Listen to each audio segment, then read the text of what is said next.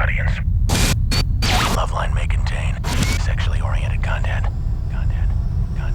Listener discretion is advised. 3, 1, go! Adam Carolla and Dr. Drew. LoveLine, coast to coast. Hey, everybody, it's LoveLine. I'm Adam Carolla. That's Dr. Drew. Phone number 1-800-LOVE-191. Dr. Drew, board-certified physician, addiction medicine specialist. Yeah. Tonight, James Marsters is going to be in here. He is Spike from Buffy the Vampire Slayer. And you know how we work, Drew. How? We just, we meet so many people, have difficulty with names. Yeah. Remembering when people are in here last. Oh, yeah. And I told you I just go by feelings. Yeah. And I'm never wrong, good or bad. Yeah. I have a medium feeling about it. No. James was a good guy. Yeah, you've always said that. He hasn't been here for quite some time, but I remember him being a good guy, and I suspect, if memory serves, he'll be a good guy this time. Yeah. All right, Drew, what's going on? Nothing. How are you doing? Doing good? Yeah. Yeah, I was pretty S-faced last night when I rolled in here. Yeah? Yeah, I was drunk. Yeah. You Yeah. sobered up towards the end. Did a good job. Sobered up, held my own. Dude, you're especially good with the... Well, no, it's much better. That was real booze speaking. Yeah, it was real garble. Yeah, I didn't eat anything for dinner. I was sleep deprived. I must have had 6-7 shots vodka on Jimmy's show, and was just... How did that look to you in retrospect? Didn't remember a lot of what was going on. But then what happens is I had a decent buzz when I saw it, even when I got home last night. So it didn't hurt so much.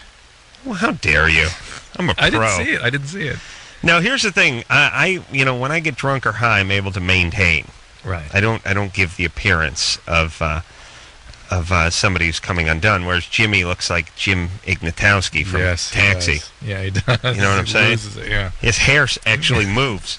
Like, this drunker he gets, the more stone he gets, the more his hair starts moving. Well, because it was one at a time. He's like, So it happens. His eyes start closing and his hair starts heading up. Yeah, when you got the Brillo, doesn't matter. I thought you were good last night. Smoke a bong in a wind tunnel. My hair would move.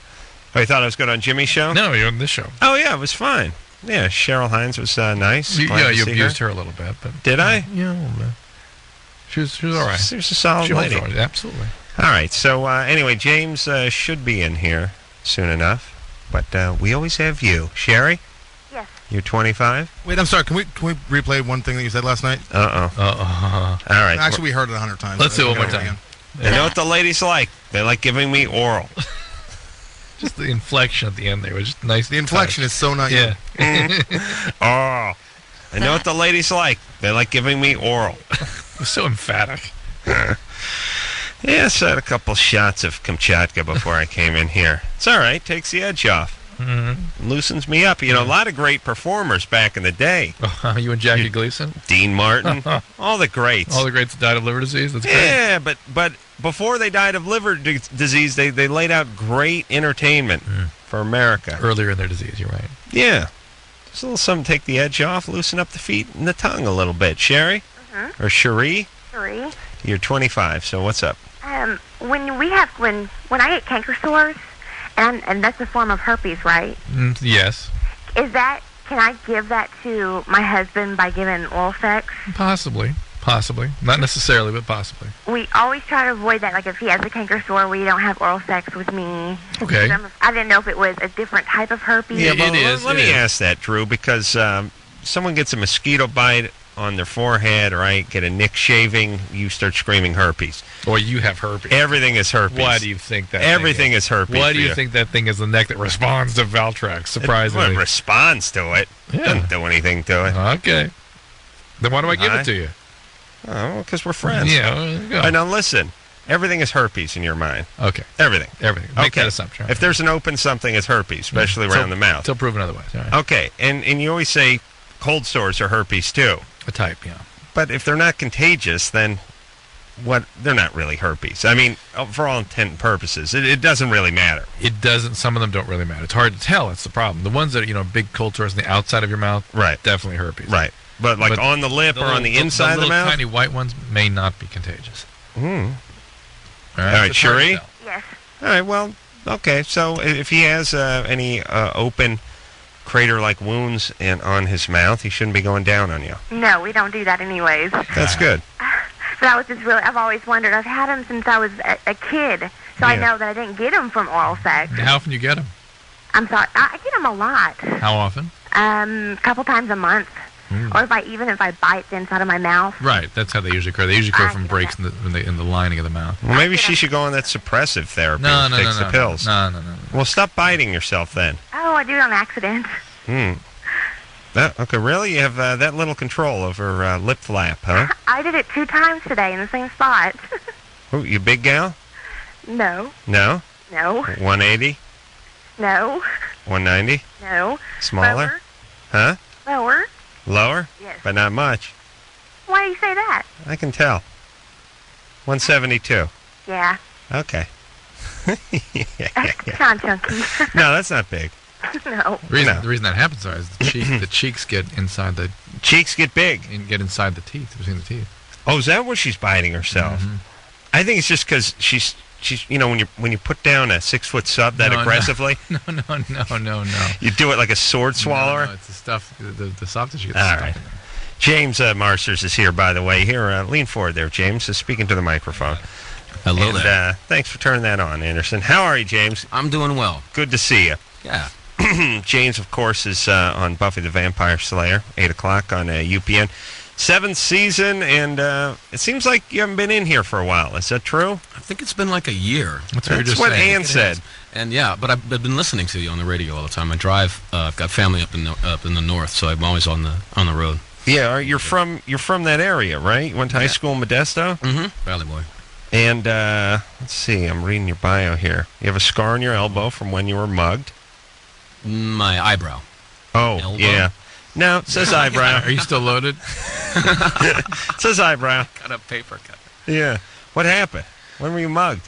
Oh, I've been mugged so many times. Really? Yeah. Who hasn't, Adam? Come on. Well, I've been rolled, but I have not been mugged. This particular time, I was coming back from bartending, and I was living in a bad part of Queens, down by the water in Astoria. Mm-hmm. And I was walking home and got jumped. You know, guy came up and just pasted me with some brass knuckles before he even said hello or anything. Just hello, yeah. And then he said, "Give me your money," and I said, "You." How quaint, brass knuckles. Yeah. It's like you were walking home from the 50s or something. It's crazy. Oh no, yeah. So yeah, then the friends jumped on, and I was carrying a bag with a comic book and dirty underwear in it. Really? I had like You're into that, huh? Yeah, into dirty. It was your comic underwear? books. Yeah. Why were you carrying a bag with a comic book and dirty underwear in it? At that time, I was like I was in a band, and we were just kind of, I don't know, sleeping in different people's places. I see. Mm-hmm. Kind of loose. You know, I was thinking about the waterfront. Yeah. The water. It's either really good, like Malibu and the colonies, or it's really bad. Yes, like pirates.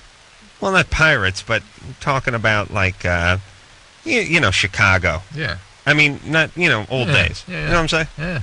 Pirates, you Chicago's idiot. got pretty good. No, I mean, it's like Chicago too. No, I'm thinking of like, down by the pier kind of thing. Yeah. In the the underbelly. bad part, the underbelly, the seedy underbelly of town. Yeah, it's like that, but that's But I'm modern saying- day, latter day pirates. You know what I mean? Like that's sort of the All right, Drew, quite down. Yeah, this was like a defending your bombed out pirate place. comment. I mean, for real, there was like a lot of ruins, and like at that point I was living, I didn't have glass on my windows. Really? I had newspaper on my windows. Yeah. Foil is the classy Yeah, but window covering. Yeah, I didn't have the intelligence to use foil. All right, well, so now look at you. Make a ton of money. Finally, yeah. You got all these websites. You got a bunch of chicks chasing you, right? Yeah, actually physically chasing me now, which is Right, with brass knuckles on. And you got your band is playing. When is it playing? This week at the Knitting Factory. this weekend on the Knitting Factory at Saturday and Sunday, and we're going to release our album. That's great. Yeah. All right, so Knitting Factory, Saturday and Sunday, you can just call the Knitting Factory. They're like in Los Angeles. I guess they'd be listed under. Oh yeah. And also, of course, Buffy the Vampire Slayer Tuesday nights, 8 o'clock. All right, let's take some phone calls. You know how this goes. Veronica? Yeah. You're 17? Yes, I am. What's up? I was just wondering, like, how early is too early to have sex? 8 a.m. About 8 a.m. True, you beat me. You're like I was swallowing water. You're 17, you're virgin? Yes. That's good. Yeah. Before 16 is actually too early. You have a boyfriend? Mm-hmm. Have you been together for a while? Relatively. How long? Relatively long. How long? Month or two. A month or two. Yeah, see, it's actually not very long. And you're really getting into this. Mm-hmm. You are getting into it? Yeah. Well, you sound awfully tentative now. Why don't you wait till you're assured, you're positive it's what you want to do? Yeah, you should be able to make him wait 3 months. Yeah. You can't. Yeah, he should at least wait 3 months. Yeah, I'd like to work out the weightage scale. Like, what I mean is 15-year-old guy can wait till infinity. I mean, not till he's 80, but I mean, if he stayed 15, he should be able to stay in his 15-year-old holding pattern for forever, right? Mm-hmm. Drew, over here, but Wait. I need you to focus on me tonight. Okay? Why is Quiet down. that guy that... Quiet. Stop. Shut up. No. I'm talking. I have a magic button here that can shut you up. I know. All right, so quiet down. Okay. All right, 15 forever is a guy. Yeah. 16, guy could wait 6 months, between like 4 and 7, 8 months, yeah. you know? 17, 3 months. 17, between 3 and 5, somewhere there. 18, it's, you got 18, I'd say about somewhere between like 6 weeks and 3 months or something, you know? And then after 18, it's, you get the chlorophyll out if, Well, it was even more so after 21, the women start wondering what's the matter with the guy if it's nothing's happened for 3 days. Yeah. Right. What's up with him? Right. Yeah. Right. But if He you doesn't like can't, me, at he's your gay. age, if you can't make him wait for 3 months, he doesn't really love you anyway. I hate to say. Yeah. I mean, yeah, he should hold out for that. Well, wait a minute. That He may be long like, he may be in his mid-30s, so how old is he, Veronica? 20? 20. Yeah. Uh-oh. See, he's in a different bracket. It's not the 17-year-old bracket. What are you doing dating a 20-year-old? Well, I'm over at the U, so... The U of M, so... The U. He's over at the U? We're here at the US. You graduated early high school, or you just... I'm PSCO, which is like a state thing. They let me take college courses, and they pay for it. Does your buddy know that you're a high school student? Yes. Okay. All right. Could be a little legality issue here. Let me look that up. See what it's like in Minnesota. What's PSAO again? What? PSCO.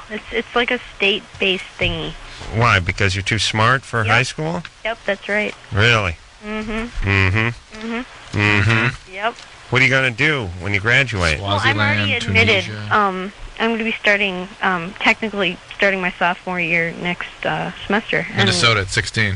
What do you want to do, though, for a living? Well, I'm planning on either, like, getting a Bachelor in Fine Arts and then going from there, I guess. All right.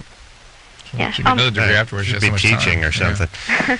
All right there, baby. What was your next question? You have a question for James? Well, yeah, I never knew that you didn't have an accent. Why do they have you have an accent on that show? Because I think the boss lived in England for a while, and he just wanted a punk rocker. He wanted an original punk rocker, yeah.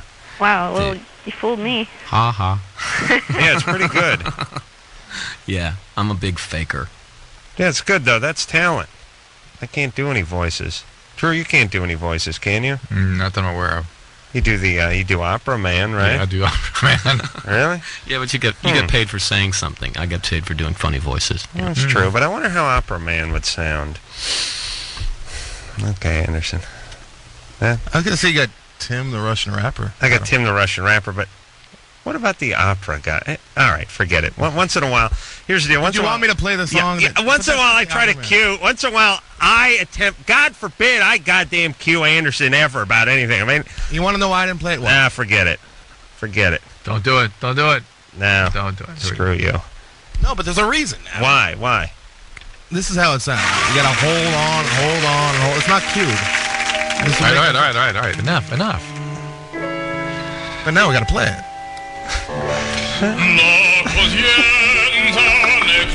That's true. It's true on Ben Stein's show. What were you wearing? Were you wearing a cape? Yeah. Were you wearing a cape and a ruffled shirt? That's nice. Like a vampire. Big hide collar. Big hide collar. Red silk. Half a mask. You got a good low undertone under there, man. Oh, yeah. Nice. Yeah. Parents made him take opera class when he was young. Are cringing now. Your opera teachers? Oh, yeah. I got taught opera like vocal production in college, but they used to try to beat it into you. Mm-hmm. Did they beat it into you? No, I 3, actually 2, 3. Yeah. No. Well, okay. We'll talk at the break. It's a long story. Yeah, all right, yeah. Kevin? Yeah, hey, Adam. You're 13? Yep. What's up? Well, before I start, I just want to say that you are my God. Thank you. Drew, you're my Jesus. And Anderson, you're my saint. All right. That seems about right. Jesus and the apostles. Oh, thank you very much. What's James? One of the Romans? No, I'm bad, aren't I? Anyway. Yeah. So I just Satan's spawn. I just wanted to know if it's possible for your penis to bend if you masturbate too much. It's possible, but it usually isn't a big deal. Otherwise, we'd be a country of meandering peni. You know what I'm saying? Right. Yeah. Well, just to play it safe. You can actually get to the G-spot better if your penis does bend that way. Really? Well, it goes up, not to the side. And if there's a problem, take some. You think with vitamin E. There's some evidence that Peyronie's type plaques in the penis that make it curved to one side can get better with 800 units of vitamin E a day. Okay. All right. How many units is that? How many pills is that? 2 usually. 2? All right. What's that? All fish oil? No, it's vitamin E oil. What's A&D? Is that It's A&D. What's the fish oil? That's the omega fatty acids. Yeah, but there's a number. There's a. It's not a vitamin. Yeah, there is. Maybe they put A in there with it or something. There's like A or B or D or something. Something in there. D? I don't know. E? Whatever it is. I'll like belch up a flounder after eating one of those things. It's nice. Yeah. And vitamin B. I'm sorry. Tell everyone I just got done going down on my old lady. Mandy? Yeah. You're 14? Yeah. What's up? First of all, I just wanted to say, I swear you guys are my gods. I listen to your show every night. And I want to say, James, you're a total hottie. Thank you. All right. Last year, I went out with this guy for about 9 months, and he was 13. I was 13 at the time. And he broke up with me because I wouldn't have sex with him. And now, since he did that, I've been acting like a total slut. You mean you have been having sex with other guys? No. No, just. But I'll act like I will, and I don't understand why I do that. You want to get the attention. I don't know. When a woman when a girl starts to become a woman and she realizes that she can hold people's attention this way, and then I think a lot of women do that, or a lot of young women do that. However, isn't there kind of a quality to what she's describing that suggests sort of a compulsive reenactment of something? Like there's this, he wants to have sex, she won't do it, so goddamn it, she's going to go act it out multiple times. And never quite has sex. Did somebody try to touch you or do something to you when you were younger? No. Nothing like that? No. So what is it that you're doing specifically with these guys?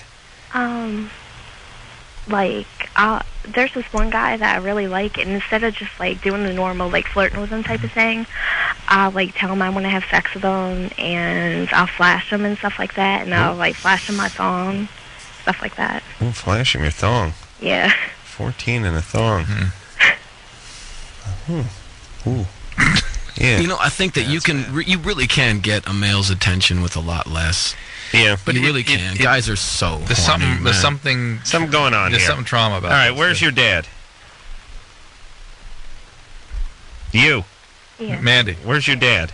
Oh, my dad's not around. My mom left him when I was 2. And you were 2. Why? Just 'cause. No.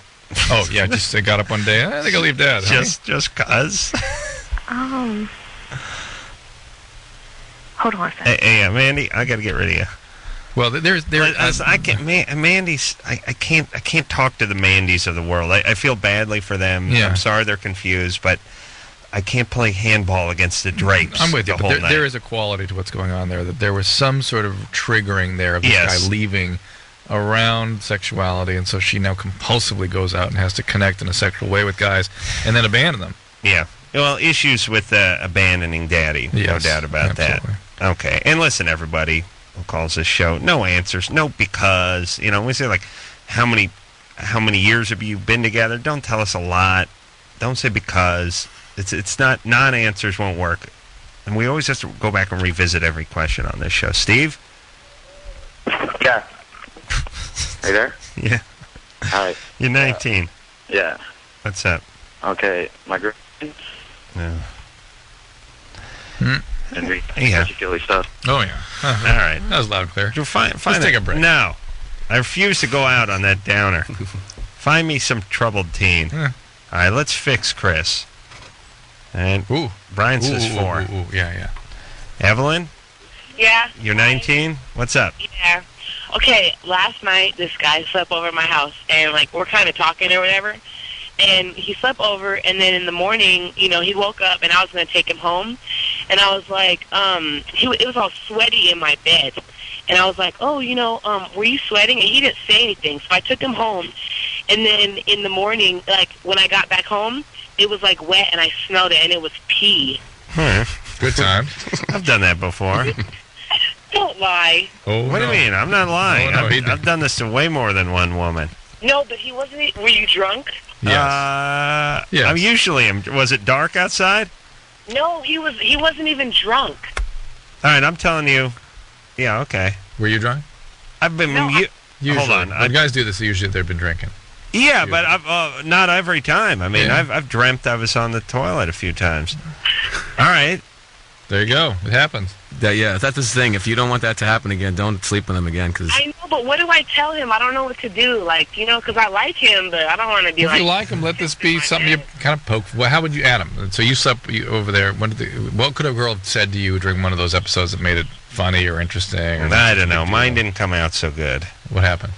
She got a little weird, like, you know, and I turned into a child.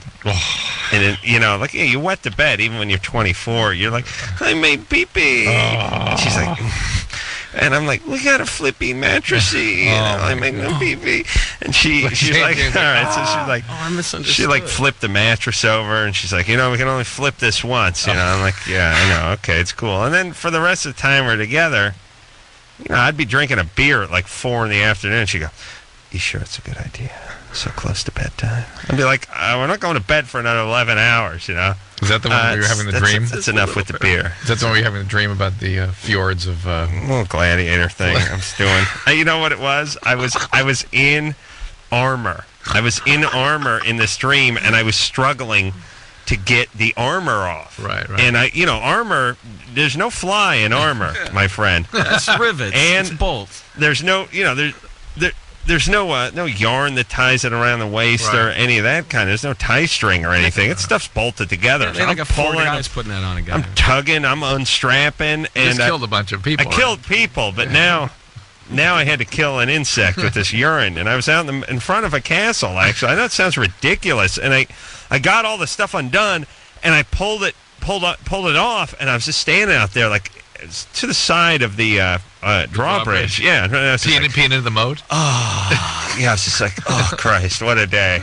I killed a bunch of Hun or I don't know who I was fighting. Mongols, some warring tribe, and now I'm whizzing, and this is great. And I was just whizzing all over, and I was getting about 3/4 of the way into it, and then it was like, oh, wait a minute, I was looking at the bad texture coating on a ceiling all of a sudden. Cheese ceiling. Yeah, and I was like, where's this come in? And I was like, oh my God, I'm whizzing all over the place.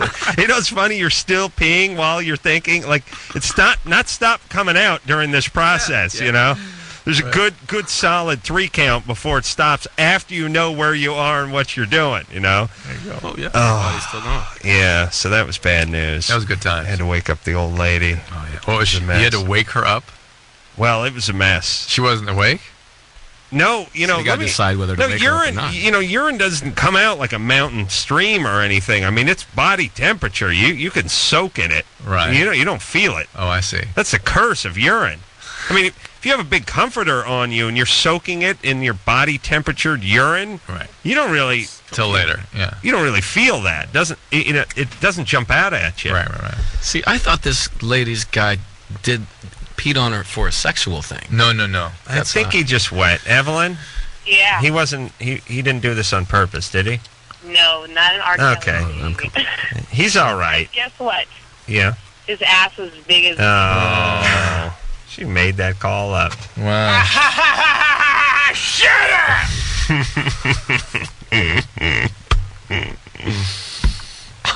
All right, let's take a little break. James Marsters is here from Buffy the Vampire Slayer. He is the English accented Spike from the show, and we'll be right back.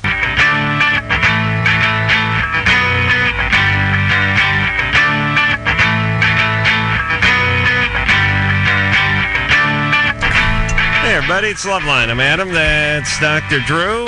Phone number 1-800-LOVE-191. James Marsters is our guest tonight from Buffy the Vampire Slayer. Tuesday nights, 8 o'clock on UPN. He is Spike. He has an English accent in Buffy the Vampire Slayer that proves he's an actor. And I really am. I'm impressed by people who can pull that off. I know that. You always talk about that. People that can create characters or voices.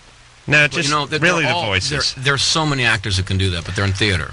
Right. They're all over the country. Oh, I know. Like every guy I ever worked with in an improv troupe could do. You know, he did. Oh, English. Well, you want the you want proper British, or do you want Cockney, or which province are we talking about? And be like.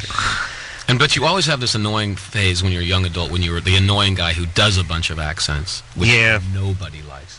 Yeah, it's always annoying when they slide into him for no apparent reason. Also, his band is playing at the Knitting Factory, which is coming up this weekend, right? Saturday and Sunday? And we're starting to tighten up. I swear to God, we played the Crest 2 weeks ago up in Sacramento. It was 1,000 people, and we were good. Really? That's good. We actually got off the stage saying, that was tight. And you got a CD coming out, or are you going into a studio? Nope, we were in the studio. We were up at Puss Cavern up in Sacramento over the summer when we first got together and we cut an album. And we're going to go back in the studio and cut a second one before we lose our drummer, who's going to think I'm going to go to South America. And drum or smoke weed and surf? No, man, he's going to go on a mission. Oh, really? Yeah. Like a missionary type mission? Like a Mormon mission. Wow. Yeah, he's a hellified, can I say hellified? Yeah. Drummer, and a jazz drummer. Wow. Yeah, those are the best kind. Fabulous. Our bassist is the same way. He's a jazz player who does rock and roll. Seems like the Doors. All right, let's talk to JR, who's 23. JR? Hi. Hey. Hey. How are you guys doing? Good. Good. Well. Okay. Let me just start out with my question here before I start to screw everybody up. Sure. Okay. Since the age of 3, I've been sexually molested off and on. At 16, I was brutally raped. Mm-hmm. Now I'm 23. I have a 3-year-old daughter, and I'm a healthy person. I'm not crazy, and I tend to deal with life fine. How did you overcome the history? I to be honest, it's something I'm dealing with now. It's just a lot of repressed. I just try to forget about it. I did the counseling thing. I did group counseling. Well, you can't forget about it because it leaves sort of an implicit wiring in your brain. Right, which is something I'm extremely dealing with the past, I'd say, 2 weeks. And it just started all kind of flowing back, I guess, trying to forget about it for so long. It's coming back. And that's my question, is that it's kind of running into my sex life. Well, how'd the brutal rape go? Who did this? It was a neighbor in an apartment complex that I lived in when I was 16. Somebody I went to school with, somebody I befriended, just broke into my apartment and basically, took me there. And it was bad. I mean, I know he pistol whipped me. I was tied to the bed. It was not a pleasant experience. He then got caught. He was able to go to the boys' ranch for a wonderful 9 months and then let out. Really? So for me, at 16... Hey, he was a minor? Yeah, he was under 18. Mm-hmm. And even with the pistol whipping, I mean, you have a weapon involved with the rape, and you tie this person up, and they never found the gun that he actually hit me with. So therefore, I don't know if they use that as if we can't find it, well, we can't use that against him to say that he actually hurt you with that. Right. So as far as he didn't try to kill me, even though I thought he was going to. Yeah. I mean, it was full on brutal rape. All right. And it's something that I was very scared for years and years to even have sex. Wow. So what's going on now? Well, I'm with my fiance. Been together for 6 months, and he's a very mellow guy. I am intentionally I love sex, and I'm intense when it comes to it. Oh yeah.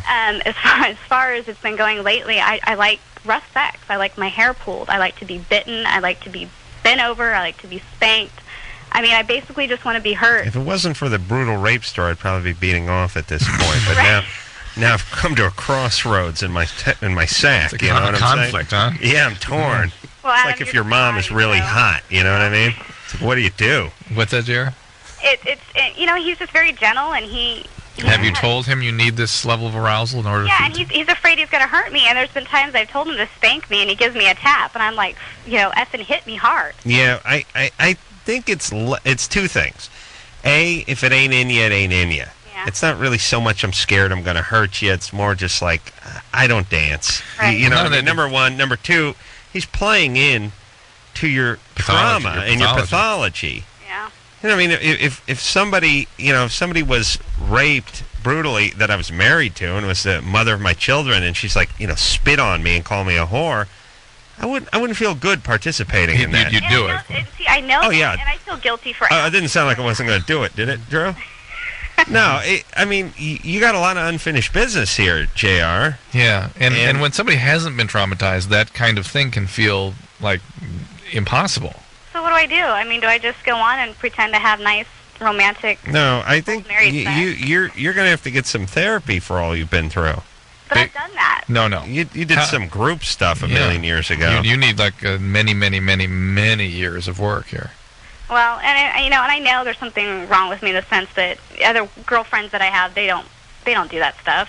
Well, but they weren't traumatized. Yeah, like this is that wiring that's laid down in the right side of your brain. This is an implicit memory, and it's the way you experience yourself as a sexual being. And it may even be disavowed aspects of yourself that you can't experience any other way. It makes you feel, you can't touch them unless you're feeling bad and dirty. Yeah, which is true, and I like to be called bad names. And that's not because, that's fun and that's how I feel sexual. It's because there's some real hurt, awful, desperate feelings there that need to be integrated in the rest of your being. Is if you're denying what happened when you were younger, you've actually had to rewire your brain, right? And it doesn't work quite as well as it probably should, yeah. And a lot of things kind of go sideways because of that. And that's not going to stop unless you go back and do the hard work and really deal with those early experiences, man. Mm-hmm. Yeah. And listen, you say 2 kids? No, I have just one. Just a 3-year-old daughter. All right. That's enough for a while, by the way. Well, yeah, and I'm happy and content with that. We're going to be getting married here soon, and we have a great relationship. Yeah, I know. But your daughter's got a mama who's got some serious issues raising her. Yeah. Well, I was a single mom for a long time until the last 6 months, so it's been hard. Yeah, I know. But here's what I'm saying. You have to get you have to be fit.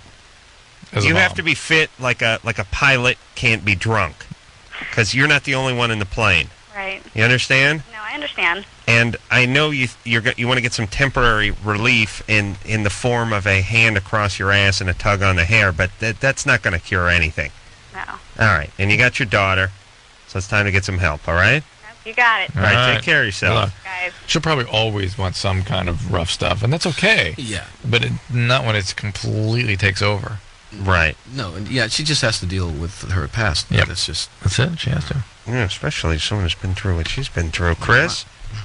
Hello. You're 18? How you doing? Yeah. Good. First of all, I want to say, first-time caller, long-time listener. Your show rocks. Thanks. Adam, nice opera. Drew. Sorry. Thank you. And do you remember this movie you were in, Adam? It was like with Freddie Prinze Jr. and like that chick from Save the Last Dance. Yeah. It was pretty cool. I was like, dude, there's Adam Carolla. It was really cool. Yeah. What? Nice job. Yeah. What's her name? Chris. No. Oh, what's mine? Sorry. No, what was not that? yours. What was the chick's name? Julia Stiles. That's right. That's what it is. Yeah, I can never think of her name. I'm just like, Save the Last Dance, because that's the movie she was in. Yeah, it's one of the few movies I did that actually came out without cutting me out of it. Pretty cool. The Mad Show, dude. Or what? Go directly to video. Yeah. Yeah, with me in it. Right. All right, Chris. Thanks. What's your question? Okay, I was fingering my girlfriend last night, mm-hmm. and my finger slid into this little thing. It was like this flesh kind of ring of skin type thing, and I was wondering what it was. Maybe her hymen. Yeah. How far in is that? Not very. 6-8 feet. Really? Yeah. Should be about. It was kind of like along the wall of her vagina. Yeah, probably a hymen. There's a hymen, or what was left of it? Or what? Does she have a hymen? I didn't feel one. You having sex with her? Just a fingering? Yeah. Well, like oral. You're old-fashioned, right? What do you mean by that? Not ready to have intercourse, just a good finger banging. Well, yeah. Oral. She says she's not ready for sex. I'm like, yeah, I'm not either. But like, dry sex, like just like panties and boxers type thing. Yeah. How old is she? She's 18. All right. When's she gonna be ready? I don't know. How long have you guys been together? Like almost a month on the 6th. All right. I'll be sending out a basket and a windbreaker on the 6th. Nice. All right. Don't worry about what's going on down there. You'll be fine. You'll be fine. Taking it slow. They're 18. Not been together a month yet. That's fine. Drew, what is that ring? Think it's her hymen? Yeah, I do. Well, he said it's like his finger went through it, though. Yeah, you can. Really? Yeah. But I thought the hymen was like a mini tramp inside your vagina. But it's got some openings in it. Oh, really? Yeah. All right. Let's talk to Harold. Harold? What's up, man? What's up? I got my girl pregnant. Mm-hmm. We've been together 6 months. Mm-hmm. How old is she? She's 19. Okay. How pregnant is she? She's 4 months. 4 months. All right. We were going to get married. We got engaged. Uh-huh. And then one day she was talking to her mom, and she just come home and told me that she didn't want to be with me anymore. Why not? She didn't say. She said she didn't know. This is one of those guys that goes, I can't understand it, yet we heard her side of the story. Right. Oh, boy. Did you do any? Did you get caught cheating? No. I'm fully dedicated to her. I mean, once I found out she was pregnant. Oh, how about before she was pregnant? Do what? How about before she was pregnant? We were just hunky-dory. I mean, it was like one of those things, one of those relationships that are kind of just nothing goes wrong. All right, so this was, now, were you guys living together? We had got our own place, and we were together for, in the apartment for, 2 weeks. All right, so you were living together. Mm-hmm. And did she move out? Yeah. She just come home and said, I'm moving out. And Where did she move? Her mom and dad come and got her stuff, and she went to her mom and dad's. She moved back home. Is she sort of a chaotic person? No, she's just nice as could be, and she, never says nothing bad about anybody. If we asked her parents, what would they say about you? I don't know. I think her parents are kind of two-faced. Yeah, well, what would they say about you? They always tell me they thought I was a decent person. I mean, I work 40, 50 hours a week. Why do you say they think you're two-faced then? No, I said I think they are. Why? Why do you think they're two-faced? The way they act towards me, I think they're only nice to my face. And what do you think they would say behind your back?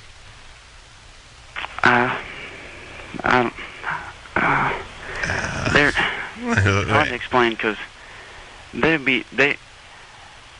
her dad is won't say nothing at all to me about anything. If we get into their vehicle, he won't even ask me to buckle up my seatbelt. He'll ask her to ask me to buckle up my seatbelt. All right. So, well, wait, I thought he was nice to your face. He is nice. All right. He's a voice. Hold on a second. Oh, poor Harold. Imagine Harold as a dad, by the way. I mean, the kid's going to be smarter than he is when he gets to his second birthday, for Christ's sake. Oh, my God. Young idiots cranking out the kids. It's going to be the end of this society. I can't stand it.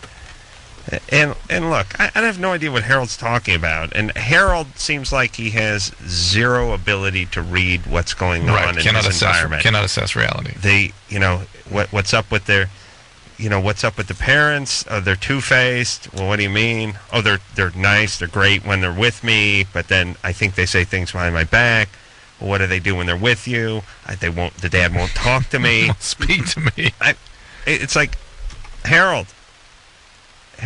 Yeah. Listen, buddy. You understand you're having a conversation with two sober, intelligent people who don't know what you're saying. Okay. All right. Now, what do you mean the dad is two-faced? The part where he's nice to your face, but then he won't talk to you, what does that mean? He's not nice to your face. While we were together, he was just nice as could be. He'd always make jokes and laugh and giggle. But he wouldn't talk to you. Fine. And she moved back home, and now he won't even talk to me. I mean, we walk by each other by a basketball game, and he won't even look at me. He just walks right by me. Is he mad that you got her pregnant?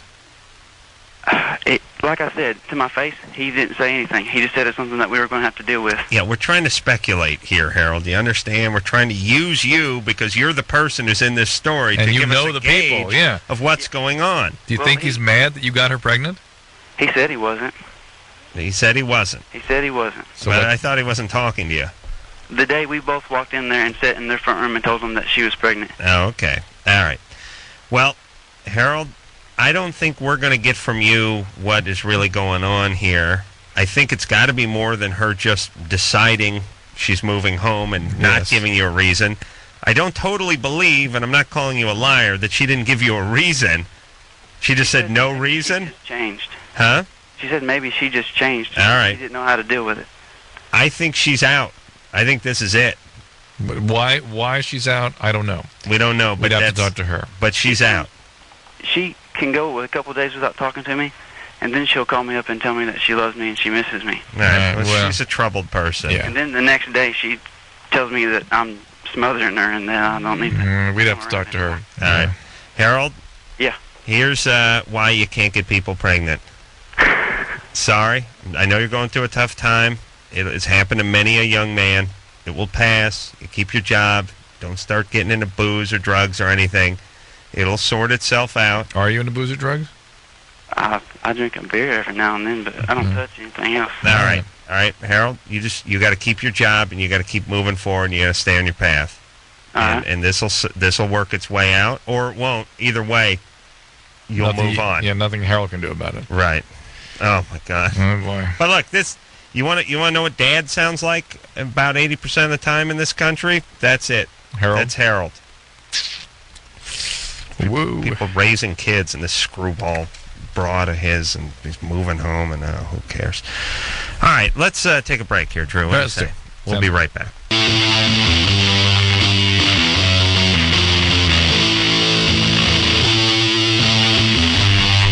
Hey, everybody, it's LoveLine. I'm Adam Carolla. That's Dr. Drew. Phone number 1-800-LOVE-191. Drew just knocked his coffee over, everybody. Yeah. Oh, he's about to do it again. No, it's nothing in there. Don't worry.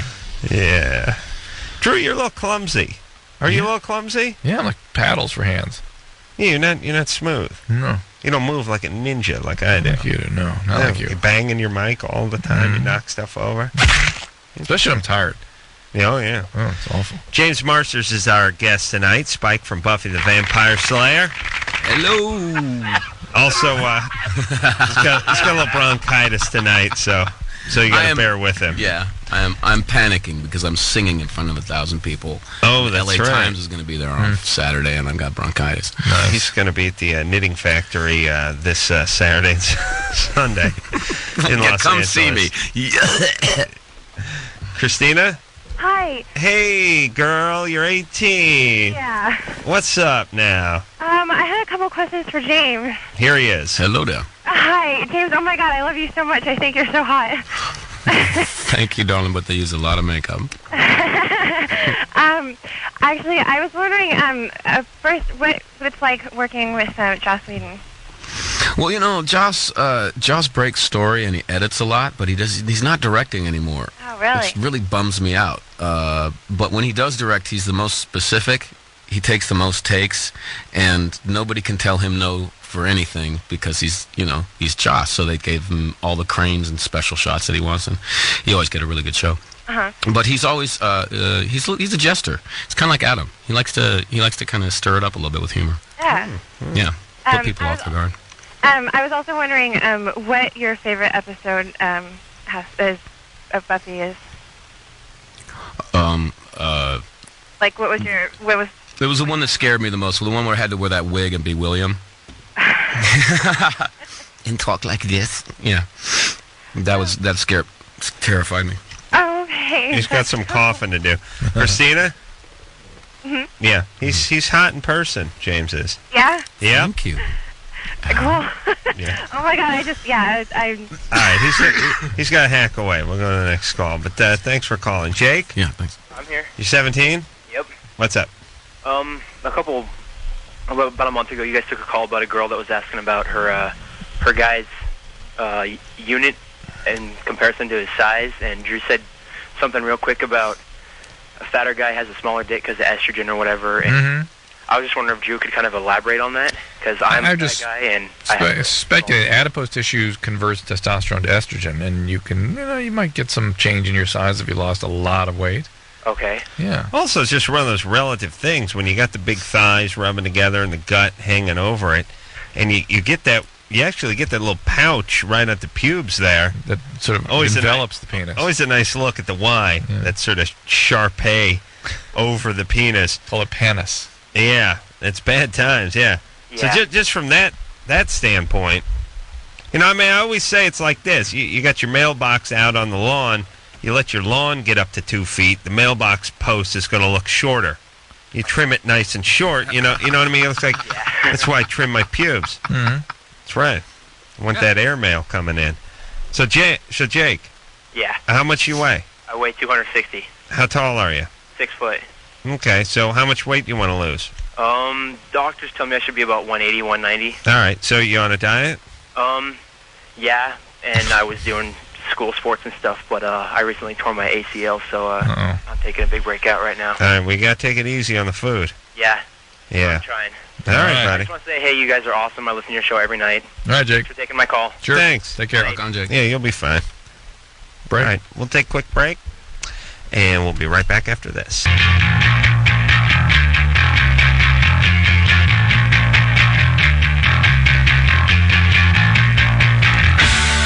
Hey everybody, it's LoveLine. I'm Adam Carolla. That is Dr. Drew. James Marsters is here tonight. Spike from Buffy the Vampire Slayer is also going to be playing at the Knitting Factory with his band out here in Los Angeles on Saturday and Sunday. If the tuberculosis doesn't kill him. Yep. And possibly us, too. I got... You're infected. This is a big disease. I got a nice James Phlegm floater on top of my coffee. Oh, it's nice. I can just peel it off, like you know when you put pudding in the refrigerator, Drew. Yeah, the little layer that gets on top. You just peel that off. Yeah, it's good. Get the coffee. It's good times. Yeah, got your souvenir. Fine. Probably use it as a coaster. Joe. Hey, how you doing? You're 24. Yep. What's up? I have a question for Dr. Drew. Yeah. And first, I want to say thanks. You guys are helping me get through law school up here in New England. Wow. Late nights here. Yeah. 8 o'clock now. The question I had is about my girlfriend and myself. I'm uncut. And recently, when we were going at it... What uncut meant a certain kind of album.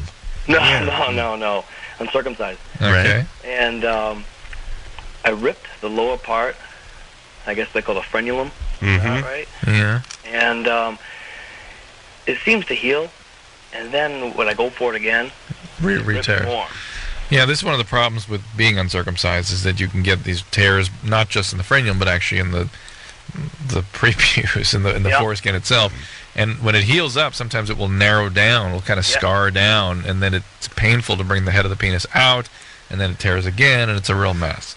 Yeah, so what do you do? Why don't you do this? Yeah. Why don't you peel your foreskin back and keep it back and just try to get used to wearing it that way? then it won't shrink and it'll be used to getting back there, and then it won't tear. No, it doesn't shrink up at all. It's just like... Try this, and if you got to use one of those twist ties that come with a baggie, so be it. Just pull it back. Try that. Try keeping it back. You probably ought to see a urologist just to see if there's something that can give you some maybe antibiotic cream or something. Yeah. And it's possible you need a circumcision. Really? At this age? Yeah. How long does that take to do? A couple weeks. Couple weeks? Yeah. Oh, man. All right. Good times. Try wearing it out. Try pulling the turtle out of the shell and keeping it there for a while. See what happens. Yeah, it's not really that, though. It's going to bottom. But I know, but he's saying it'll heal in a way that will make it more conducive to it being out. Well, also because you got the skin sliding around, isn't that where the tearing comes from? Yeah, on the bottom, yeah. Yeah, so it won't do that. Ridiculous. It's like transverse. It won't do that if it's pegged back. And the drier, the better the healing too. So. Okay. All right, try that. I will. Do it. Do it now. No, right now. Yeah, I'm reading right now, man. No, I know, but you can read and reach at the same time. Come on, do it. I'm typing. Do it for me. I'll try. No, I mean now. Right this second? Yeah, do it now, Joe. I don't believe you. I can't do it now, man. Why not? I'm reading cases. I'm not telling you to bang your girlfriend right now. I'm telling you pull your foreskin back. All right, whatever. Do it. Yeah. He's not going to let you go. We're going to sit here. I'm reading. We're going to sit here until it happens. By the way, what kind of excuse is reading? Oh, man, don't even. First year law, reading is I know, brutal. but you can't take 10 seconds and touch your dork for a big celebrity? That's then you're out. Get it out. Is it out? It's out, baby. You sure? That bad boy. Well, it ain't out, but it's back. It's back. Skin's back? Oh, yeah. I smack it against the phone. I can tell. I know what it sounds like. All right, keep it back. I'm telling you. If it's uncomfortable to wear pants, just put a towel on. Keep it dry. Yeah, it's good times. All right, let's talk to D, who's 46. D? Uh-huh. Hey. Hey. What's you up? Talk a lot. What do you want? What? I'm waiting for you to ask a question. What are you, drunk? No. What happened to you, baby? What happened to me? Oh, it's all been done before. Yeah, that's what it sounds like. No, seriously, I'm certifiable. Did you get raped or abused or something? Okay, I got a story. Yeah, when I was young, I was molested. Mm-hmm. Went into the mental health system for 20 years, came out and think I'm somebody who I'm not. Well, maybe that's good. I mean, maybe it's all good, right? No, well, maybe you don't want to be who you were. Are you in a hospital right now? Nope. What's that beeping? The telephone's given out. Oh. It's got to be recharged. You doing all right? You able to work? Yeah. Really? You are? What do you do? I don't want to give too much information, but I'm a... I think she was going to say it's like Baptist minister. Batgirl. Batgirl. Byzantine spy. Priest. Oh, boy. 20 years in the system. In the system. It's a lot of life going by. Then Clozaril came around, got her out. What happened? Some advancement in the antipsychotic medications. Really? What's it called? Clozaril. Clozaril? Clozaril. Really? Clozaril, some people say. And that worked and it got her out? I bet. I'm just guessing. Well, when did that come around? 10 years ago. Yeah, man. Like even the last 5 years. Certainly the last 10 years. Yeah. And that made people who are in this situation capable of getting out? Sometimes, yeah. Well, that's good. All right. And listen, all you jack-offs out there that rail against these psychiatric drugs. Really, it gets people out of their slippers. Before that, there was nothing. You just had to. I mean, they were basically just taken away and put in the silence. Walk around with a bathrobe that ties in the back, wearing their bunny slippers. That was their whole life. Carrying around a drool bucket. Now they're in some crappy apartment, stringing beads for $4 a foot. Again, this is the craziness we have in our country. Things like schizophrenia is a degeneration of certain pathways in the brain. They break down. They aren't there anymore. Things that repress functions of certain parts of the brain when they break down, cause symptoms like hearing voices and seeing things, getting confused. I think Beautiful Mind did some good in helping people understand that process a little bit. Right. What that's like. Yeah. Are you ready? Interesting. Kathleen? Yeah. You're 26? Yes. What's up? Oh, goodness, I'm having a panic attack right now. How come? Well, just from being on the radio. All right, just pretend it's us. Okay. Nobody else. In fact, I suspect there is nobody else. Anyways. That's the way I look at this show. We got nothing to do. What's up? This is pretty much for Dr. Drew. Yes, ma'am. I have a year of sobriety right now. What drug? Marijuana mostly. Okay. And everything's so much better. But now, my addiction is masturbation. Mm-hmm. How many times? Well, it can be once or twice a day. Mm-hmm. Is that too much? Nah. No, that's not an addiction. That is you trying to manage affect. That as more genuine affect emerges, that you're no longer suppressing with drugs. Okay. Your brain tries to do something with it. That's the addict brain. You always have to do something with it. Yeah. What you'll experience is a sense of kind of like boredom or maybe irritability, agitation. But boredom is the one feeling that comes through, and you got to go do something. Yeah. And that is some of that is post-acute withdrawal. How long have you been sober? Just a little over a year. Yeah, so that stuff can last about a year. And then the tendency just to try to manipulate your affect states, your feelings, through arousal is something that addicts are driven to do. And if you've been sexually abused or traumatized... I don't think I have. But if you have been traumatized in some way, then it really puts some rocket fuel behind all that. Otherwise... Yeah, but I'm going to make this observation. Once or twice a day... Yeah, no big deal. Yeah, I not mean, like, excessive. I can But, I you know, hope like, not. From a female standpoint, like, you know, that seems like a lot to me. Like, No. any other females call in, do normal females You know what? do this that much? Normal females have such a huge range of normal. Yeah, what am I that- thinking? Yeah, there is yeah. no normal. Well, there is. There's abnormal. Let's put it that way. But you're not necessarily that. The way to judge it is it real out of control behavior? I mean, is it having consequences? And I think the more important thing is to look at it from the standpoint of, are you missing opportunities to get into more difficult material in your recovery and sort of covering it Yeah, with it's this? kind of acting out. Yeah. So just really be honest about it with your sponsor and work on it. Yeah. What do do you look at something? Yeah, I like What? porn. You do? Yeah. My kind of lady. What kind of porn? Jeez. You know, I was talking to somebody about this earlier tonight. I like hardcore stuff. Yeah, just guy, girl like- kind of stuff. I like girl stuff too. How'd that conversation go? Was that with your mom or No, priest? it was not. Priest? A funny thing happened. I was at school today, and I was just emailing, and I got this instant message, and it was from a guy. Then, of course, the conversation goes straight into porn. Right. And that's so- smooth. Those guys are smooth. Yeah. Yeah, totally. And I never do that.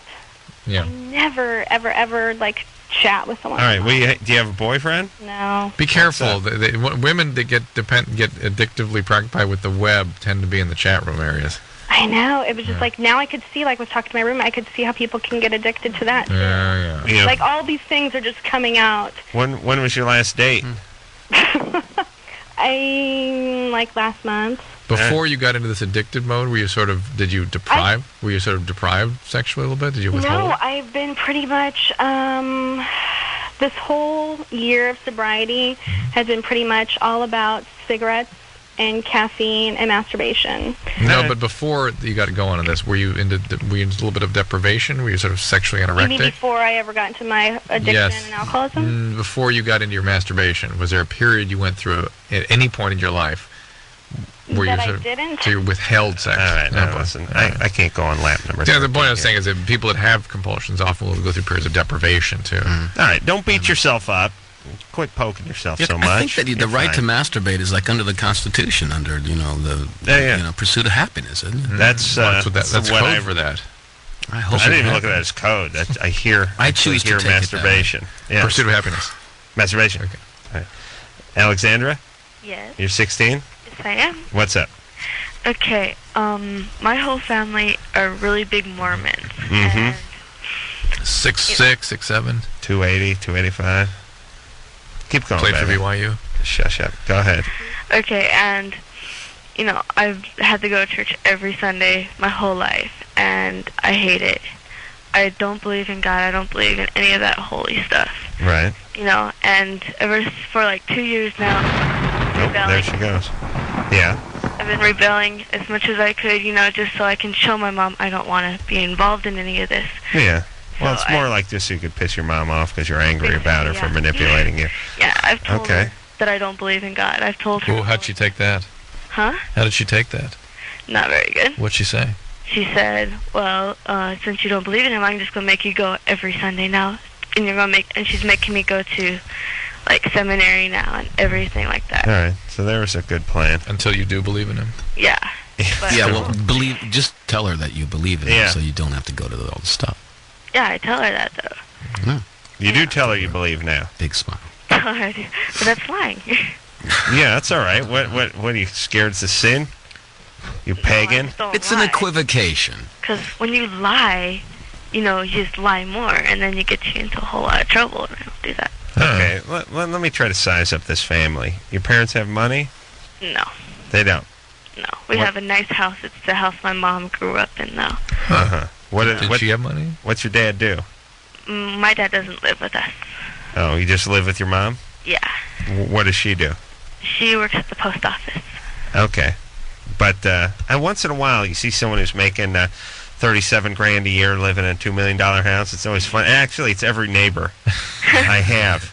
It's a hillbillies come in and squat after the old man kicks off, and it's always abundantly apparent because they can't take care of the house. They drive really crappy cars, and they're sort of low lives who really should not be living in these houses. Yet it's a Beverly Hillbillies kind of thing. They call the pool the cement pond. They're out firing the 12-gauge shotgun every morning, trying to get breakfast. So, Alexandra, here's the deal. Your dad left. He's out of the picture? Okay. And meanwhile, you're mad at your mom. You probably should be mad at your dad than you are at your mom. Right.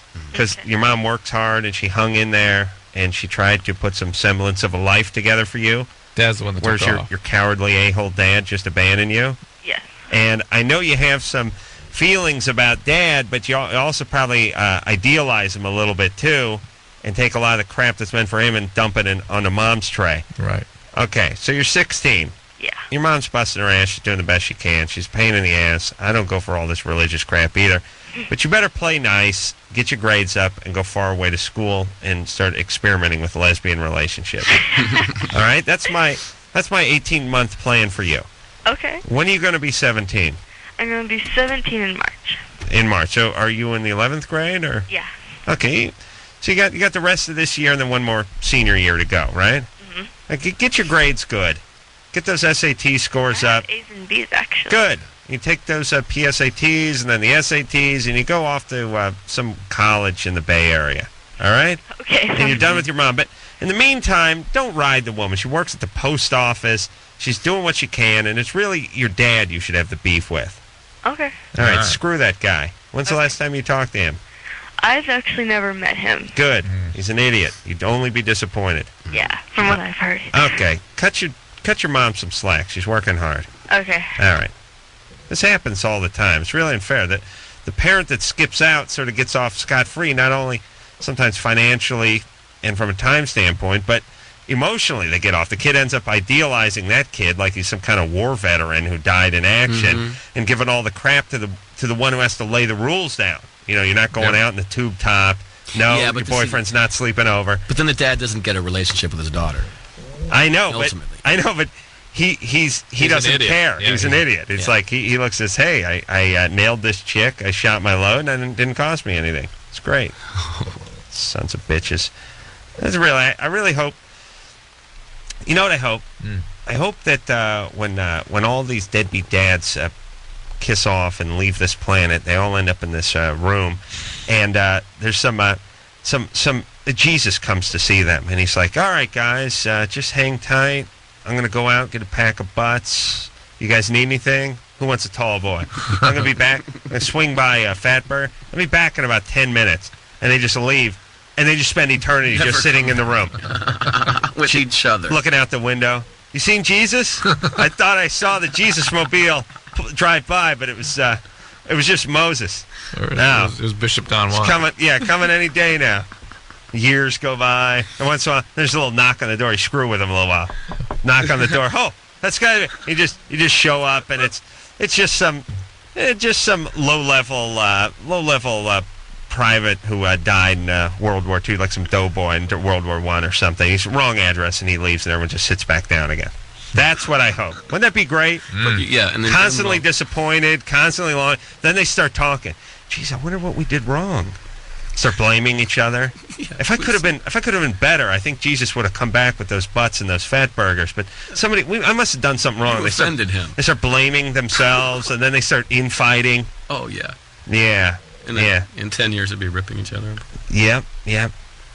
And then, as a real goof, we send some guy in the Jesus mobile just to pull up the driveway, and he has that ba-da-da-da-da horn that's real recognizable, and they all rush to the window, but it's just some bum Jesus paid $10 to drive the Jesus mobile up the driveway just to goof on him. That's going to be great. Christine, 19. Christine? Yes. What's up? I was wondering how I would go about telling my parents that I have an STD. What STD? Genital warts. How old are you? 19. Why would you even... This is bogus. Don't tell them. Why would you even consider telling your parents that? Well, if she's going to have sex with Dad, she's got to use a condom now. I see. No. I wouldn't tell them, but I'm on their insurance, and I need a treatment. And the insurance has to cover it, and they're going to be reading the bill anyways about it. Well, are you living at home? Yes. You're not going to school? I do go to school full-time. All right. You go to your school, physical health services, and they will take care of it because over 30% of the students at your school has this problem. Okay. It's as common. It's probably the most common thing they will see there. Or go to a free clinic. Yeah. Better yet, the college. What, you go to regular university? A technical school. Really? What are you studying? Fashion design. Is that what you hope to do? Yes. All right. Well, good times. Cool. What do you want to design for? Anyone? Bras. What's that? I want to actually start my own line. I want to design bras. Bras. I love breasts too. What? Why? Why? Yeah. Well, so they're more comfortable and more supportive. You a big gal? You got big jugs? Yes, I do. Yeah, that's good. Warts are a little, that slow me down a little, but the jugs, that can reel me right back in. Yeah. And how big are you? H. H? Yes. Age. Really? Age? Third of the way through the whole. Well, she's a bra expert. She should be able to straighten you out on this cup size thing. Okay, let's get on this once and for all, right, Christine? Okay. Some clarity. Now, or maybe she could establish the ultimate scale.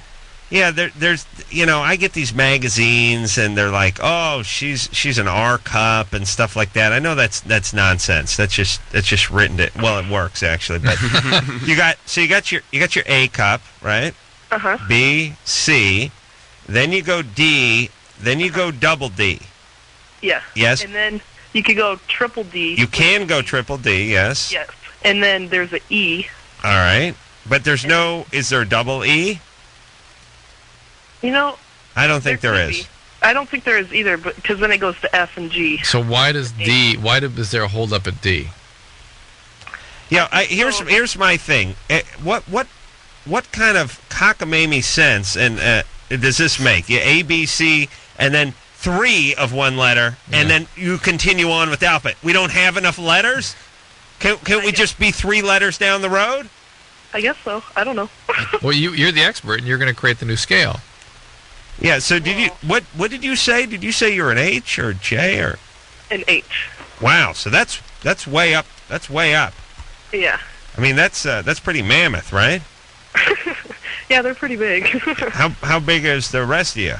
I'm a 36H, and then I'm proportioned for my height and everything. I'm not overweight or anything. Oh, 36. I just got 36. Huh? Wow. Yeah, man, that just sounds like mammoth cans on you. Bouncy. How much you weigh? 160. Wow, you're a lot of woman. Nothing wrong with that. I'm like 6 feet tall. Wow. I kind of like that. How big areolas? Yes. Yeah? Yeah. How big you think? Saucer size? Silver dollar? Frisbee? They're mini pizza. Bigger than a silver dollar. Yeah. Yeah, there's coffee they're mug? pretty big. About the bottom of a coffee mug? Yeah, I'd say so. Yeah, like the Usmas coasters. All right, baby. Well, hey, keep on. You're doing God's work. Here's the deal. All right. The genital warts, again, can put you at risk for cervical cancer, so it is important you get regular pap smear. Your health services there at school, I'm sure, will deal with this.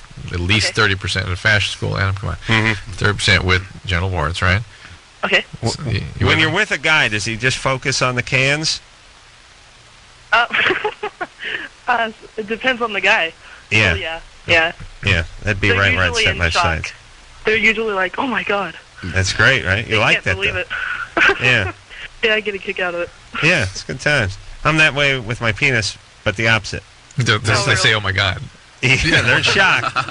They're shocked, all right. And then, Christine, if you do have to go to a service where you're going to be using insurances, they can affect, the codes can be, manipulated a little bit, so it doesn't have to read on the EOB. And how your parents read the EOB every time? Really? Yeah. What is the EOB? EOB is explanation of benefits. I see. And it says what kind of medication was bought or whatever? It says what was paid for, what the insurance company paid for. Office visit, pap smear. And then and there might be a diagnosis in there with it. All right. Well, maybe they shouldn't. All right, what the hell? Who cares? But you can tell I can't the get over doctor. that H cup. I know. That's a lot of woman there, though. Yeah. 6 foot, 160, 165. It's got to be 175. Each one of those jugs got to be at least 40 pounds. She likes it, though. But here's the thing. Oh, she has a fashion show? All right. We'll take a little break. James Marsters is here. and Buffy the Vampire Slayer. We'll be right back.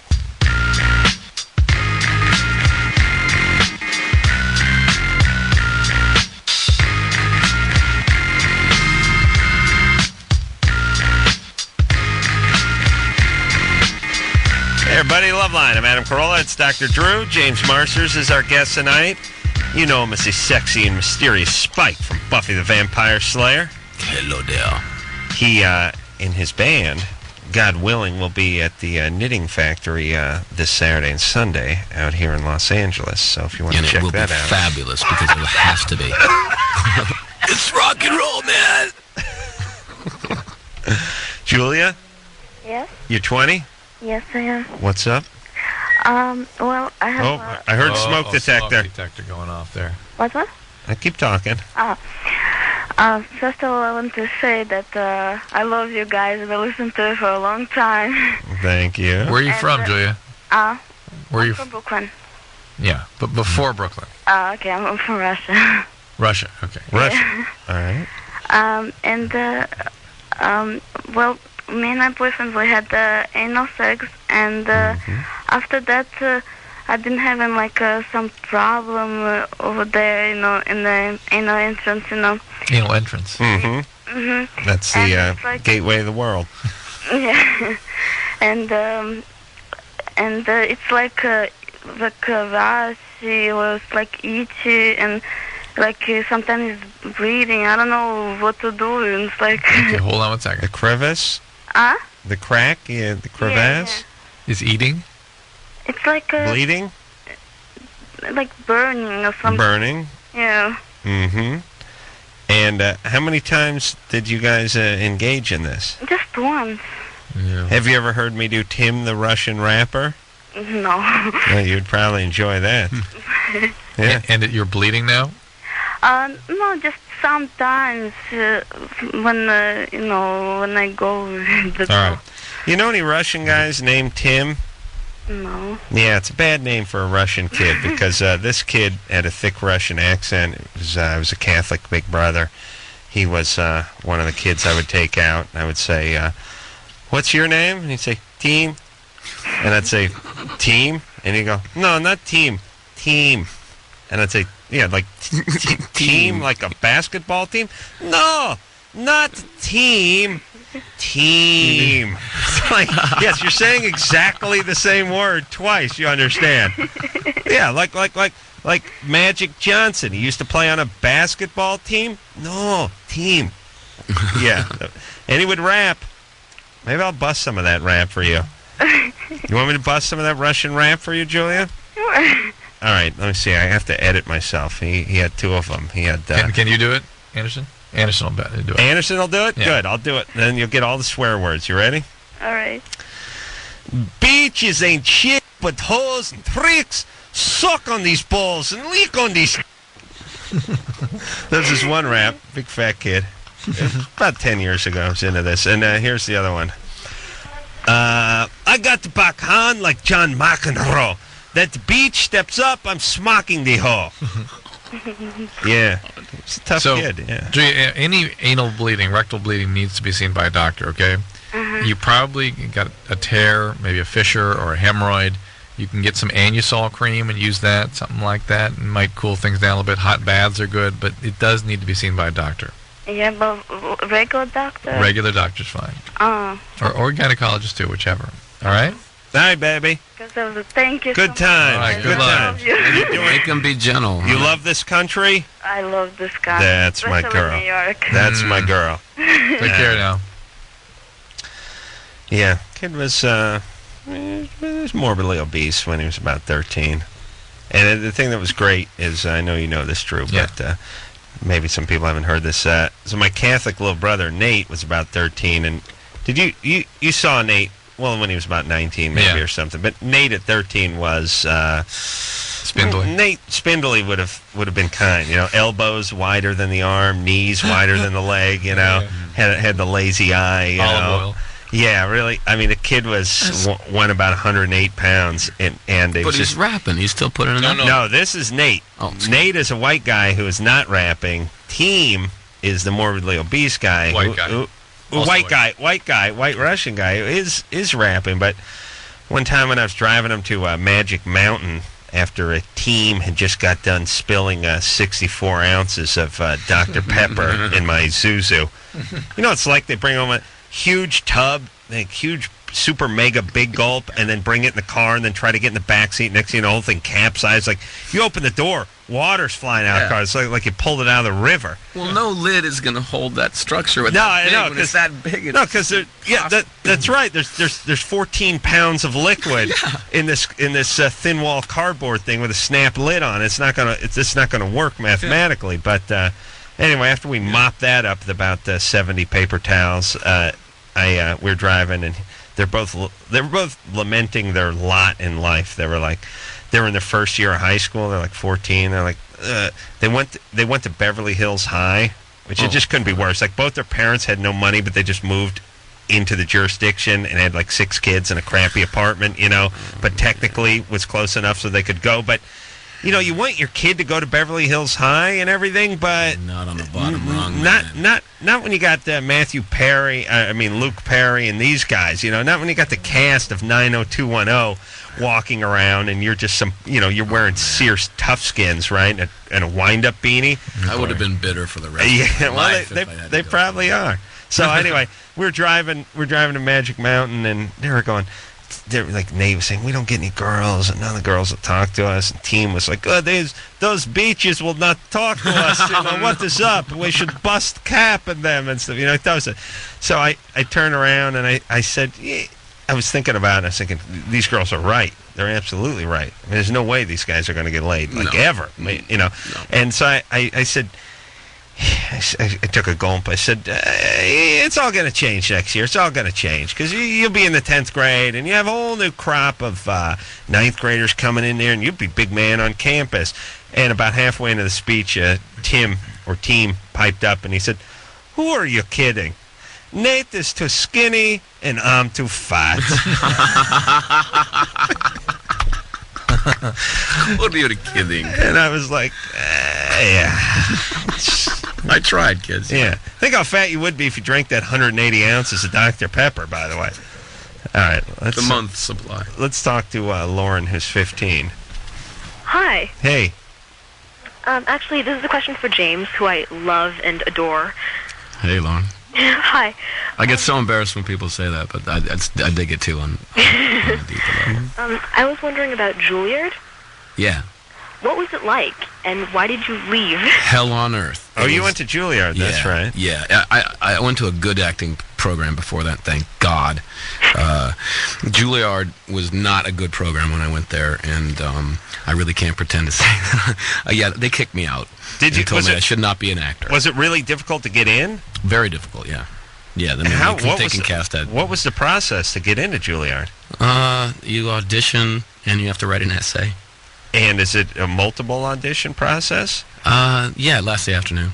But didn't you get lots of referrals and testimonials from? Yeah. Oh yeah. And how old were you when you got in? 19.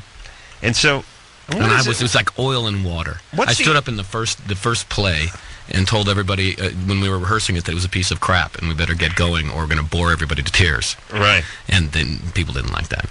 And they thought I was an asshole. But I'd come from a place where we didn't bore the audience so bad all the time. Where was it? That? A professional place, PCPA, in Santa Maria in Solvang. It's a really good professional theater. It's not where Drew came from, obviously. He came from Boersville, right? Yeah. People were chastised for entertaining, were they not? Boersville, yeah. He was the number 1 bore of his class. Of course. Valedictorian. All right, but, okay, so now what was, Juilliard, were most of these people... what age? I always thought like this is high school and college age. College and graduate school. It's 18 and above, pretty much. Yeah. There's no one there 16. They like to get them 17 if they can. They like to get them as young as possible because they're brainwashing people, basically. And is it a 4-year? Yeah. And it's full time. I mean, you're there like you're doing like you're fencing and movement and improv. I mean, you're doing everything except acting. Really? The actual acting classes were almost non-existent. It was like, this is not an acting college. This is a speech college. Interesting. Yeah. So they booted you out after a year, or how long 2 years. 2 years. Oh yeah, they were brutal. They said, don't be an actor. You'll just get bitter.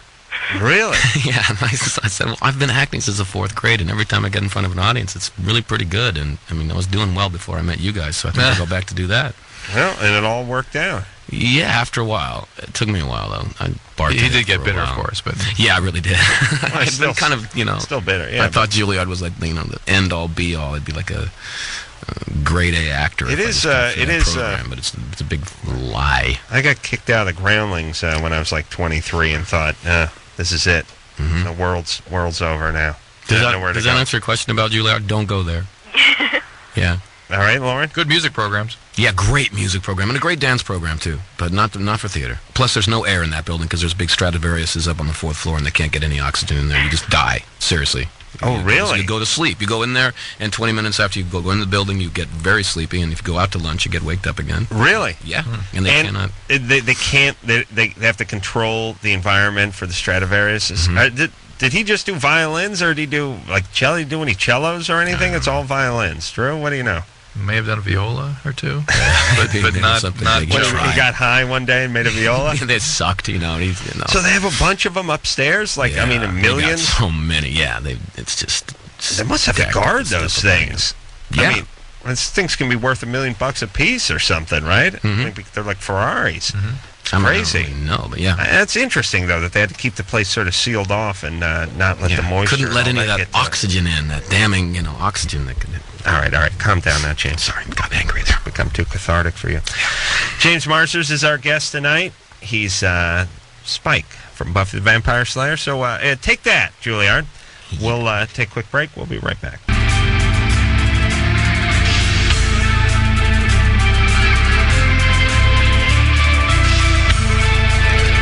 Hey, everybody. It's LoveLine. I'm Adam Carolla. That's Dr. Drew.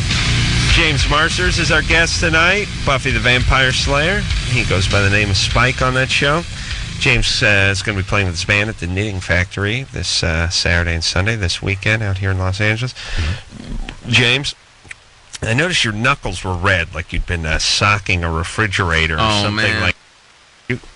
That's just. Did you get in a fight? No, and this is just makeup. I got in a fake fight. I was fighting Eric again in a big foam suit when he looked like a big demon. I see. Yeah, I think I have like a blood coming out of my ears still. I drove home. Hold on, that's from Drew's opera. Take headphones off when he sings. Dude, rock. No, I forgot to take off. I often get beat up on the show, and I was driving home one night, and I had just had blood all over my face, and the cops stopped me and just flashlights in, and they had a hard time believing it was makeup. They did a good job. Look at the knuckles. I know, it looks amazing. Yeah, it looks good. Looks like he went at it. All right, let's talk to Annie, who's 20 years old. Annie? Hi. Hey. I just wanted to say, James, you're cute, and I love you. Thank you, Annie. I'm picturing you very cute, too. I hope so. Everyone says so. Ooh. But I have a theory on the bra scaling thing. Just think back before we had breast implants and those huge boobs we see on, I don't know, my TV show and stuff like that. Minka. The natural boobs would come up to like a B, C, D, and then people started getting bigger boobs, and hormones would be coming in, and they'd have to do double Ds and then triple Ds, and then number one. Yeah, that's Minka, the number one Asian big boob queen. But Annie, here's the problem with your theory. We're not questioning breasts being big enough to fill the bra. We're asking if we had something. Let's forget about. I got an idea, and here's how you're going to know it doesn't make any sense. Let's put a number to it. Number 1 is an A. Number 2, number 3, number 4, number 4, number 4, number 4, number 5, number 6, number 7. But that doesn't make any sense, right? What she's saying is that when they began creating a scale for bras, no one ever imagined an E, F, or G. I know, but that's ridiculous because there's always been naturally big-breasted women. I mean, old Jewish broads in the turn of the century with those huge, big Mama Jug cans and stuff. I mean, you want some time alone, James? Yeah, I think that it's because most women would want to be the medium size. Is the D, right? Yeah, so maybe it's psychologically they get to stay there. Yeah, they It's don't like- want to be bigger than Like them. we all want to all guys I know who are about my age and about my size, they want to stay in their 34 pants, right? So we just make 34, 34, 34, 34. They keep getting bigger. 34 It's wide. really a 38 Yeah. at this point, but I can walk around saying, I wear 34. Loose I'm fit 34. I'm morbidly obese, but I'm sporting a 34. Right? Maybe it's that. That's a good theory, James. I'm going with that. Drew doesn't seem to be a I just fan have, of it, somehow but have a feeling that a male came up with this scale. Could be. And I don't know that somehow that anything above a double or triple D was something sort of like it couldn't possibly be appealing anymore to a guy. Yeah. You know what I mean? Somehow the D scale was I don't know, something but a guy, guys like big cans. There's a reason. There's a reason here, and I got to get to the bottom of this. It's been a quest of mine for many years. That and what's my other one? I want to be I want to have my hands registered somewhere. Of course. Yeah. Who doesn't? Oh, yeah, so you could just say that. Yeah, I'm registered. Yeah, I'm registered. I Yeah, can tell you and it'd be that great. before you I'd be driving through that town. I'd be going, we're going to Hearst Castle. Yeah, I got to go through Nevada. Whoa, why? I got to check in with the sheriff. That's the way I drive. My hands are check in. I'm registered, coming in town, just passing through, going to San Francisco, just driving through. I know I got to check in by law because I'm registered. That'd be great. Like I'm a what? Chick in the passenger seat. Oh, yeah. A little business, baby. Just got to check in. We're cool. All right, go ahead, Michelle. What's up? Hi. Hey. Adam, you're awesome. Thanks. Okay, but anyway. I'm 24, and I wanted to know, my boyfriend and I, we've been together for like 5 years, and our relationship, like sexually, is like really struggling. Mm-hmm. I used to have like a website and do the whole like internet, strip thing. You did. And for like almost 5 years. You were just stripping on it? I mean, it was just like a personal site, just me. For 5 years you had that site? For 4 years. From when to when? What age? No. From 19 is when I started like working for another company doing it, and then gradually, I started doing it out of my house, and then I got my own site. So now I didn't have my own site for 4 years. So you were a virgin and doing stripping? No. I was a virgin. I lost my virginity at 19. And you said you started doing the stripping at 19. Right. All right. You were a virgin? So this is my point. I lost my virginity right after high school. All through high school, I was like, didn't experiment, didn't do anything. Right. So I started working at this place, and then kind of just went crazy sexually, like. Yeah. Not crazy, like just experimenting. Right. Like, but you still had the same boyfriend? well, yeah, but we haven't had the healthiest relationship. Like I Breaking up and stuff like that? Yeah. Okay, and how do these, when you were doing your own website, Yeah. you would get prescribed, people would prescribe to this website? Subscribe, Yeah. I mean. And, and they would make, what was it, $10 a month or something? How does that work? It's $9.90, between 10 and 15 a month. And so if you did this, then you would get you doing a striptease, a new one every day, or They would just get access to like picture galleries and like my journal and like just a bunch of your journal. like nonsense. Me like sending messages to like getting to know the guys, whatever. But how often would you post nude pictures of you? Like maybe once every 6 weeks. Really? Yeah, I would put up a new gallery, but with the membership, they would get like 2 1-hour live cam shows. Oh, yeah, that's what I'm talking about. And then access to a whole network of other girls. Nice. And the strip thing, you just put the camera, someone worked the camera, you just set it up? I just had one of those cameras with like a remote control tripod deal. And you just get in a room and you just do a striptease, huh? Just in my bedroom, yeah. Just get totally naked? Yeah. All right. Just curious. And that's the thing. Like, I was so into, just getting crazy, like, for, the members or whatever, just because, like, Right. that turned me on. Right. And, my boyfriend would see a lot of that. And then, like, the next night, he'd be like, okay, let's do that. And I don't know if it's him that I'm not sexually attracted to. All right. Well, I mean, there's energy and some issues here. Severe, yeah. Yeah. So, and here's the thing, when you got this kind of energy, it's game on or game off. Either doing the webcam strip, or you're just shut down and don't feel like having sex with your boyfriend. Yeah, exactly. Right. So what happened in the past? Any abuse? No, never been raped, molested, touched. Or... Dad's okay. Everything's good. Awesome family. Okay. No. Well then. Once. I mean, I'm a little bit strict, but like not like where they beat me or anything. Okay. They never hit you. No, never laid a hand on me. Well, Drew, what about, we talk about 5% of the time, and she's not doing porno movies. She's I'm not like I never stripped in a club or anything. She's titillating. Yeah, you got more guys on the web than you do in a club. But this business. Yeah, but I mean, they don't know me. Like it's all like lies to get their money type of thing. You know what I mean? Like she's not. There's no person present. Yeah, but okay. But this is exhibitionism, severe. I mean, like extreme exhibition-ism. Yeah, with sexual deprivation in her real life. Okay, so but Drew, don't we always say that 90%, 95% of the time these things are born in the home and this and that, and then once in a while you just get somebody who's got a little wiring problem or something. Yeah. Maybe that's Michelle. What is it like? How? What else could it be like born in the home other than like sexual? Well, if everyone was good to you and you weren't abused or neglected or sexually abused or anything, then this is just you. It's something. There's something in how you experience yourself sexually where there's you're sort of segmented. The parts of yourself are walled off and disavowed, and you need to sort of integrate so you can actually have an intimate relationship.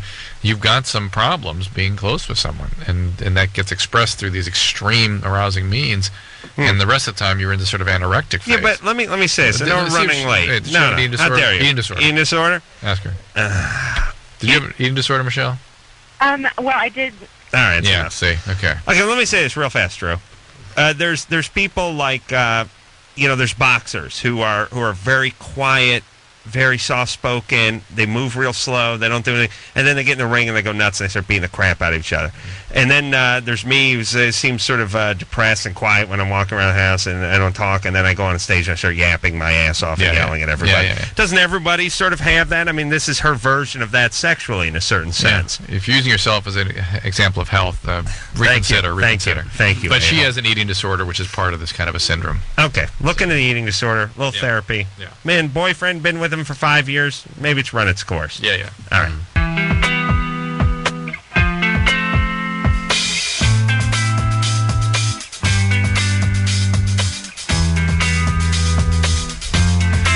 Well, that's the week. I want to thank James for coming in here and tell everyone to watch Buffy the Vampire Slayer and go down to the Knitting Factory and see him and his band hawking phlegm on the first row.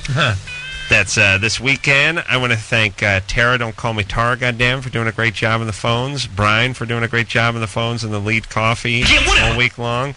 I want to thank producer Ann for booking people like James and people like Queens of the Stone Age. Next week are coming in here. And, of course, the magic-fingered one, the Liberace of the potentiometers. Thank you, Adam, for being a dick. Yay, Engineer Anderson. So until next time, it's Adam Carolla for Dr. Drew saying mahalo. I'm trying to do my best here under really difficult circumstances. This has been LoveLine. The opinions expressed on this show are not necessarily those of the staff, management, sponsors, or this station. The producer for LoveLine is Ann Wilkins Ingold. LoveLine is a presentation of Westwood One Entertainment.